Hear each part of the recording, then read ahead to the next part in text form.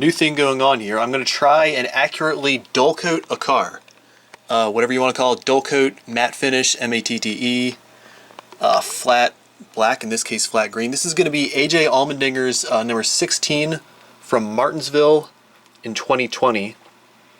It was a Nutrient Ag car, just plain green. Actually, wish you could feel this. I know the lights are kind of bright here. It came on really smooth. This is nice paint. Yeah, so this is kind of an experiment. I'd been fooling around with the matte finish a little bit in the past. Didn't work. I think I'm onto something here, so let's wait and just see what this project holds. Okay, the next step is done. I have the whole thing decaled up, and God, it looks really good. So it's kind of a shame if I wind up messing this up, and I will have messed this up because man, this car looks sharp. Now the lighting is always rough here, but it's time to take the next step, which is to clear coat it before I dull coat it, because I tried the dull coat a little while ago on something and it really warped the decals. I know you're supposed to clear coat it beforehand to like lock the decals in before you use the dull coat, which makes the paint of the car and the decals all flat and dull. But what it did was it seeped through the little bit of clear coat I did and like scorched all the decals, so all the blacks turned gray, all the grays turned white, everything else was kind of just blown out, like someone turned all the brightness and contrast up. So that wasn't any good. So what I did on my next test was to just clear coat the heck out of it, do like 5 layers on it, and that seemed to help a lot. So what I'm going to have to do is, again, just do a lots of clear coat layers on this. So it's going to be incredibly glossy, and then we'll try the dull coat. Hopefully doesn't mess it up too much. Stay tuned. And here goes the clear coat. Light coats, but a lot of them.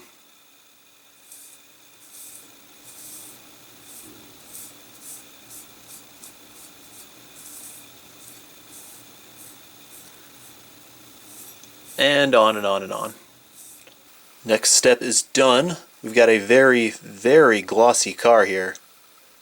Had to do just that, like I said, an insane amount of gloss. I had like 6 coats on this thing. And that didn't go on quite as smooth as I would have hoped. It got a little streaky in some places. It's just, sometimes that happens, and sometimes it seems like the paint is kind of like so smooth that it doesn't bond quite right. I don't know. But now comes the moment of truth. I'm going to try the dull coat and hope that the decals don't get scorched. Alright, moment of truth time. I did a coat of the tester's dull coat. Spray lacquer, just psh, psh, psh, psh, over all the sides. Didn't overlap. Car was dry before, it's dry now. Big reveal. Did it work? It did. No. I mean, this is really weird. Some of them worked. Some of them didn't. The roof. The roof looks great. It's dull. It's perfect. Number didn't fade at all. The sides, it's getting kind of weird. The green, my little gap there, is getting kind of dark. And then we get to the front and things are all messed up. It's all scorched again. The green is really dark there. The black is white and ashy. This side, numbers all ashy. This is fine. Nutrient's fine. Leaf filter, dinger, that's all fine. And the back is killed. I don't know. I don't know why only some of them got affected. I thought I did even coats everywhere. The hood, Nutrient Ag Solutions is fine. Digital hub, right here and right here, it's starting to get that kind of ashy look. I don't know. That's pretty frustrating after all that.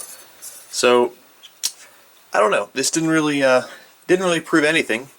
Some of them worked, some of them didn't. I don't really have a conclusion here. I'm not going to do another one right away because this took a bunch of time. So